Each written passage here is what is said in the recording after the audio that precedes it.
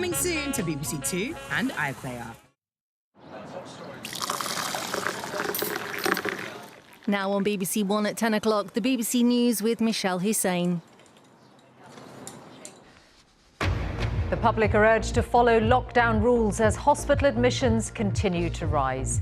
Ministers are not ruling out further restrictions amid concern about whether enough people are complying. We can all do something to help, which is to stay at home, because every time you try to flex the rules, that could be fatal. In some areas, temporary morgues are being set up to cope with the high numbers of COVID deaths. With hopes pinned on vaccinations, there's a new promise. Every UK adult will be offered the jab by the autumn. Also tonight, as Democrats in Washington push for President Trump to be impeached, we're with his supporters in Arizona. They're hoping he stays in or returns to office despite the violent scenes at the Capitol. Disruption to supermarket supplies in Northern Ireland as food shipments from Great Britain become more complex after Brexit. And an FA Cup upset as Leeds United are defeated by Crawley Town.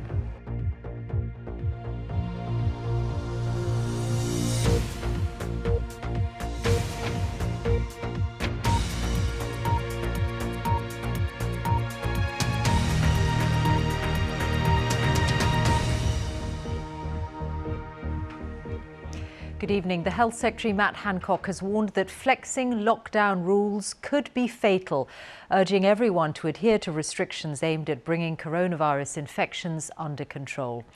As hospitals continue to be under intense pressure, there is concern about public compliance with the rules. The Labour leader Sir Keir Starmer says the current ones may not be tough enough. Our first report is from our political correspondent, Ian Watson. Central London on a Sunday. Shops usually open, now shuttered. Streets eerily quiet. Government ministers say the early signs are more people are complying with this lockdown than the last one in England in November. But the data also shows that in some parts of the country, more people are on the move than during the first lockdown in March. So the government is making its message even more stark. Careless actions cost lives. The government rules only are one part of this. What really matters is what every single person does, because that's how the virus spreads. We can all do something to help, which is to stay at home, because every time you try to flex the rules, that could be fatal. Okay, we're going to go all over on 3. 1, 2, 3. So is this the consequence of flexing the rules? The scenes in University College Hospital in London show the huge pressure the NHS is under in battling a new variant of the virus. And scientists who advise the government say that what may be needed isn't simply more compliance, but more restrictions. Whether the current restrictions are enough, I think it remains to be seen. It will be a week or two before it becomes clear. That they may be sufficient, but we have to be very vigilant. And if there's any sign that they're not, then we're going to have to be even stricter, I'm afraid. The view from Downing Street is that the current measures are pretty harsh, and they'd much rather encourage people to follow the rules rather than impose new restrictions. They say that in any case their options are quite limited. But the path of this pandemic has forced politicians to change course before. And a man who wants to occupy number 10 Downing Street says that the current restrictions may have to be tightened. They may not be tough enough, but in a sense I think the most important thing is for people to get that message about stay at home. The Labour leader says he now wants to summon the spirit of the first lockdown in March. Parliament agreed then to close some things which remain open now. So what would tougher restrictions look like? Well, I think there's a case for looking at nursery schools. We're talking to the scientists about it, but I think quite a lot of people are surprised that primary schools are closed and that nurseries aren't closed. That sounds like a probably yes. I think they probably should be closed. Tonight at Westminster, the streets are calm, but activity in government is frantic. In the coming days, the medics and scientists, not just the politicians, will be telling us that following the rules will save lives. Ian Watson, BBC News.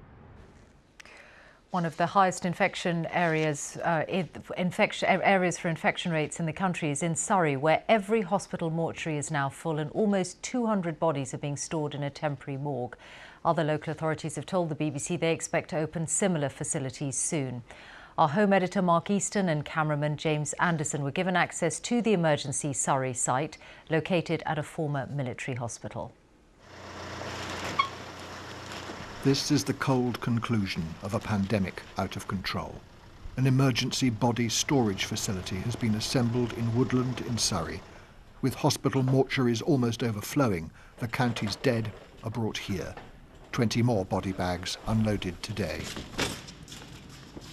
To respect the dignity and sensitivities of the dead and their families, we're not showing the bodies, but I can tell you that in this fridge there are around 50 body bags among 170 bodies currently stored here. These racks are expected to be full in just a few days. Around half the body bags stored here are marked COVID positive. Surrey now has one of the highest infection rates in the country. The numbers have increased dramatically and rapidly over the last 2.5 weeks, and that is causing us some concern. And at present, there's no sign of that actually diminishing either. The message from the guidance and from government is really clear, and I think we should be doing our utmost to uphold that. And this facility is sort of testament of where I think we're actually failing to do that at present. Fire and police officers have been drafted in to help, some brought back from retirement. Until recently, Kirsty was a detective on Surrey's murder squad. It's been a dreadful year for everyone. However, working here, I can see that the numbers are increasing, not decreasing, and I would hate, for the sake of people staying indoors rather than going out and meeting people, that their loved ones or they themselves were to end up here. That's exactly what we don't want. Surrey is struggling to cope with a raging pandemic that shows little sign of abating. Health officials worry the current restrictions are simply not enough to turn the tide. This lockdown doesn't look or feel like the one last spring. Some are urging the government to introduce a curfew, but the Prime Minister's understood to regard that idea as unworkable and un-British. Just asking people whether they think the public's taking this lockdown seriously enough. I think there are shops open that aren't essential, and also previously you couldn't have cleaners in your house and other tradesmen, which you are now, so I don't think this lockdown is as strict. I think people have got complacent over it, think it won't happen to me, and they're just going about things as normal and like nothing's different. There are 845 spaces at Surrey's emergency body storage facility. Some fear that may not be enough. Mark Easton, BBC News, Surrey. Well, the latest government figures show that there were 54,940 new coronavirus infections recorded in the latest 24-hour period. That means the average number of new cases per day in the last week is now 59,853. Hospitals have had an average of 29,630 COVID-19 inpatients. Another 563 deaths have been recorded of people who died within 28 days of a positive COVID test. It's the first time in 4 days that figure has been below 1,000, but the numbers at the weekend are often lower because of delays in collecting the data. On average, there were 909 deaths announced every day in the last week. The total number of UK deaths is now 81,431. Today, the Health Secretary promised that by the autumn, every adult in the UK will have been offered a coronavirus vaccination. In England, new NHS centres are opening from tomorrow in London, Bristol, Manchester, Stevenage, Surrey, Birmingham and Newcastle. Our health correspondent Dominic Hughes has the details. This is our best hope of escaping the coronavirus pandemic. Mass vaccination on a scale the country has never seen before. At this centre in Stevenage, local NHS staff are among the first to receive the jab. Everybody's been struggling. You never know whether you're going into work and what you're finding. So by having this, we just know that we can start to work together and build and really make a difference in terms of everyone that's out there, and hopefully get out of this pandemic that we're in. I'm happy and excited that I got it, because I know I'll be protecting not only myself, but the people I work with. As well as the centre in Stevenage, this one in Manchester and 5 other hubs will start offering vaccinations this week. It marks a big acceleration in the vaccination programme, and it's needed if the government's going to hit its mid-February target of offering the jab to 15 million people, including some of the most vulnerable and health and care workers. In Scotland, the Oxford AstraZeneca vaccine will be more widely available through 1,000 GP practices and centres. Wales and Northern Ireland have each administered more than 70,000 vaccines. Long-term ambitions go further. An announcement this morning that all over 18s could receive the jab by autumn. But that seems a long way away, while a combination of soaring hospital admissions and staff sickness is creating a crisis that is entering uncharted territory.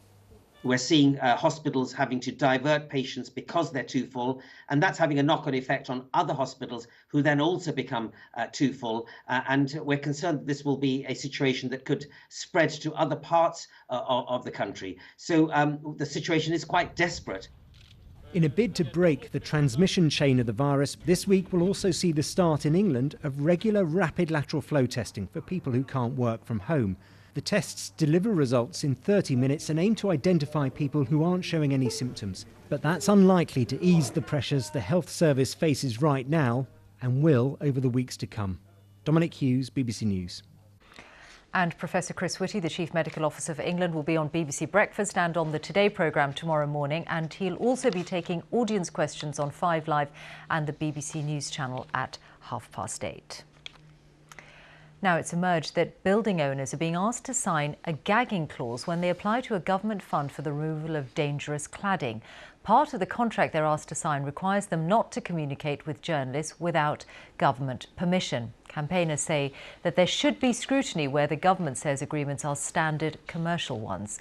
Well, our Home Affairs correspondent Tom Simons has been looking into this and is here now. The campaigners sound pretty unhappy, Tom. They're very unhappy. Yeah, this is for applications to a government fund, a £1.6 billion fund set up to speed up the removal of that dangerous cladding. And the applications are from building owners and sometimes building managers, including residents who run their own buildings. And what the contract says is that any contact with the media should be agreed with a government press office, and that would only happen if there is overwhelming public interest. Now, as you say, the government says this is a standard commercial agreement, but this is not really a very standard commercial situation. There's been a lot of distrust that's grown up since the Grenfell Tower fire. People are living in dangerous buildings. They're paying vast amounts of money for waking watches to make sure there isn't a fire, to be warned, insurance premiums. Many of them can't move and get away from all of this. And there are lots of questions about the fund and where the money is going to go to. Journalists like me are scrutinising the government on this pretty much every day. So this contract might make it more difficult. And the UK Cladding Action Group says that no government should be hiding behind a non-disclosure agreement, and it wants to get rid of what it's calling these gagging clauses. Tom, thank you very much.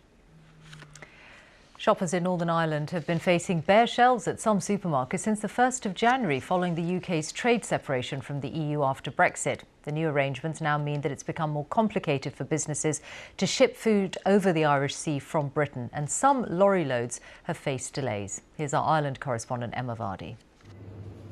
January may be the time some of us want to consume a little less, but shoppers in Northern Ireland have found the shelves noticeably bare. I was in Tesco and there was lots of empty shelves today. It was mostly the frozen food as well. I was looking for like fish and stuff, and I was wondering why there was no food.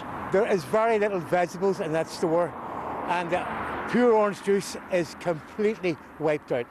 Sainsbury's, Tesco's and Asda have all said some products have faced hold-ups or are in limited supply due to the new post-Brexit rules. M&S, meanwhile, has taken precautionary measures after seeing competitors' lorries delayed at ports. Marks & Spencer's has temporarily withdrawn more than 300 products from sale in Northern Ireland. That's about 5% of what you'd normally see in its stores, while it gets to grips with the new paperwork. It includes more specialist items like sushi and some cheeses. Since the 1st of January, food crossing from Britain to Northern Ireland has needed new paperwork and checks, because Northern Ireland has remained within the EU single market, while the rest of the UK has left. It means that an entire lorry load can be held up at ports like Belfast, even if only one item on board doesn't have the correct customs declarations filled out. I've got a lot of examples this week where even some of the bigger supermarkets haven't been prepared for the additional paperwork. But that's only part of the issue.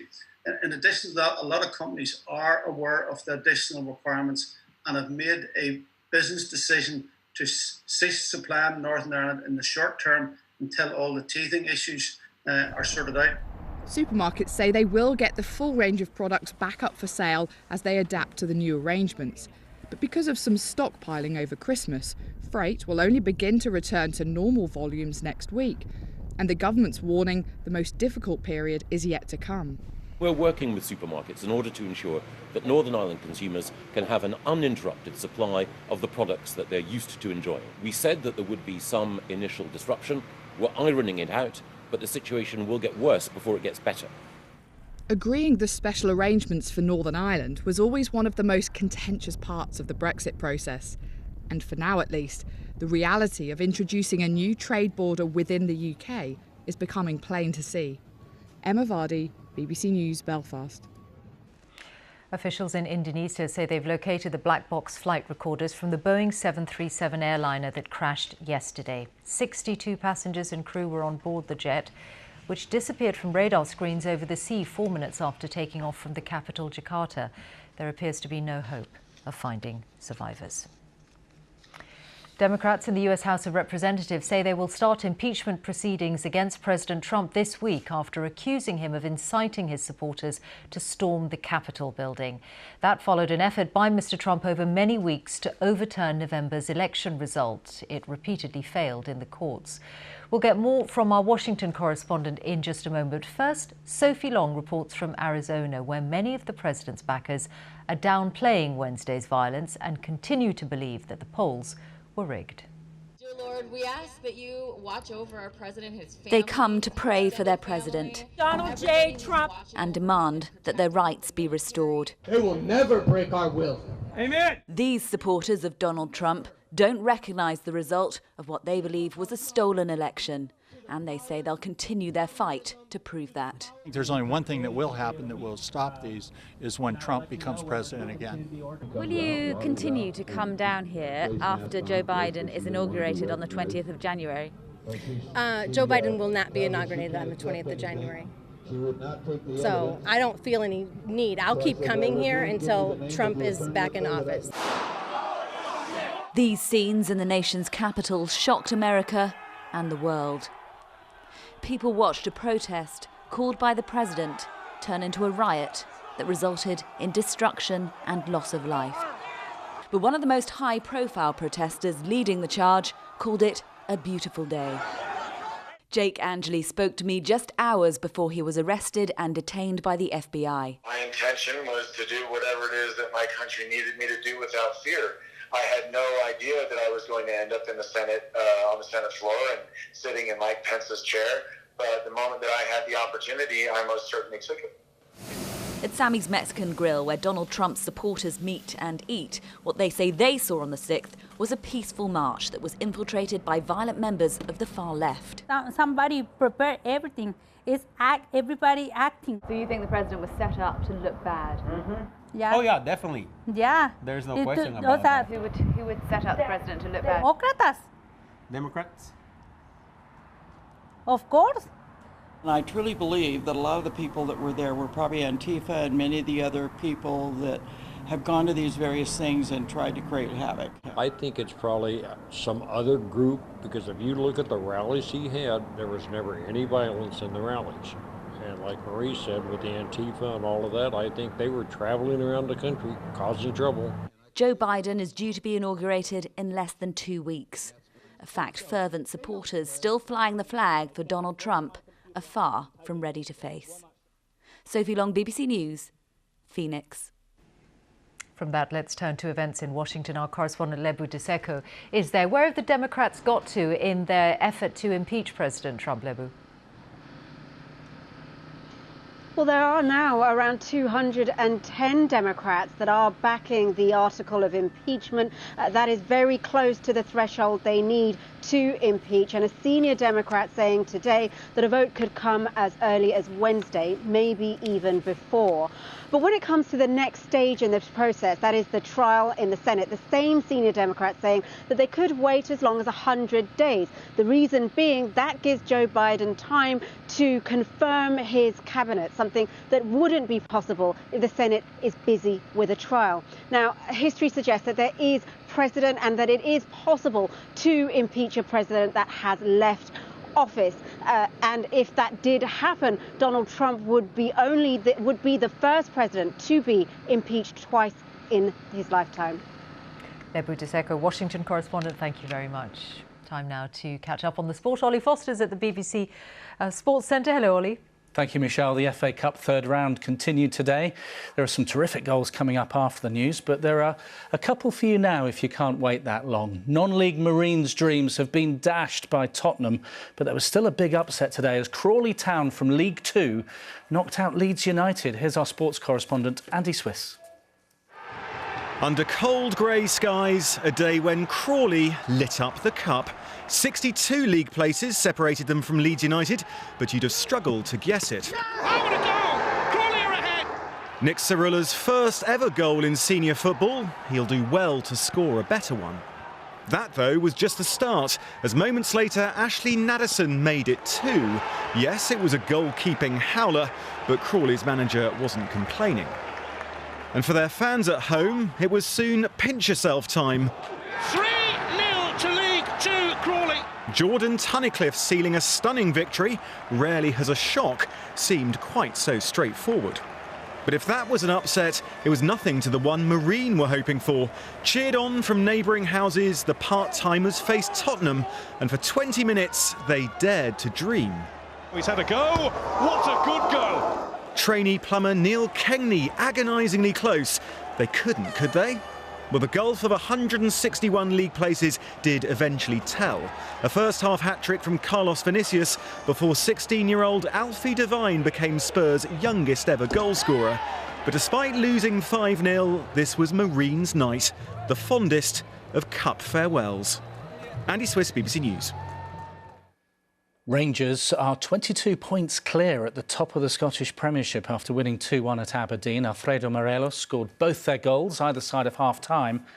Celtic are a distant second in the table, but do have 4 games in hand. After a raft of COVID positives and injuries across the Women's Super League, only one game went ahead this weekend. That was at Reading this afternoon, where champions Chelsea ran out 5-0 winners. The England striker Fran Kirby scored 4 of their goals as they moved up to second in the table behind Manchester United. The third test in Sydney was stopped for 10 minutes on day 4 after India alleged that a section of Australian supporters had racially abused one of their players. 6 fans were ejected by police. India had also lodged a formal complaint yesterday after another incident. Australia are on top in the match as they look to go 2-1 up in the series. That was a great result for the British skier Dave Riding at the latest World Cup event in Switzerland. He took bronze in the slalom. He was down in 8th after his first run, but the 34-year-old made it onto the podium for only the 3rd time in his career at a World Cup. Of course, there's a lot more on the BBC Sport website, all those FA Cup goals, and also news that next month's Women's Six Nations Championship is expected to be delayed until April. Michelle. Ollie, thank you very much. And that's it from us on BBC One. Time now for the news wherever you are. Good night.